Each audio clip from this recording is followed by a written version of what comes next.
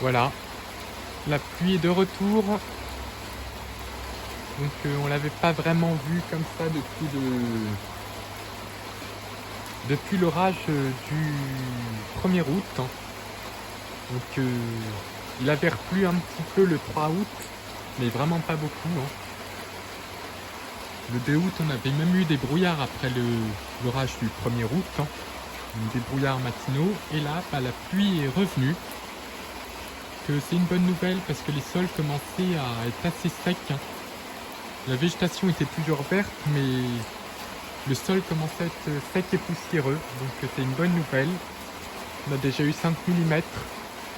Donc le mois d'août arrive en excédent puisqu'on avait 47 mm le 1er août, 0,25 mm sous les brouillards du 2 août tellement dense que ça a fait réagir le pluviomètre de 0,25, puis 0,75 sous la petite ondée du 3 août qui avait mouillé un petit peu la végétation quand même pour entretenir sa verdure. Donc là, ça y est, on a 53 mm contre 51 sur ce mois d'août. Donc au moins l'arrosage très exceptionnel du 1er août aura maintenu verdoyant la végétation. Et là, pour la mi-août, il repleut bien. Comme ça sera vert au moins jusqu'à la fin de l'été. C'est un été sans sécheresse, hein. Ce qui est magnifique pour la végétation et ce qui pourrait aider à avoir de belles couleurs cet automne. Donc la pluie est de retour.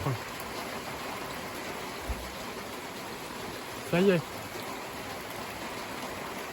Puis elle tombe de plus en plus fort et c'est une rivière atmosphérique liée déjà à l'ouragan Ernesto qui a frappé les Bermudes là.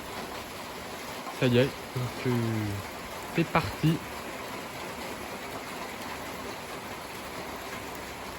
Retour des pluies et des perturbations pour cette deuxième quinzaine d'août.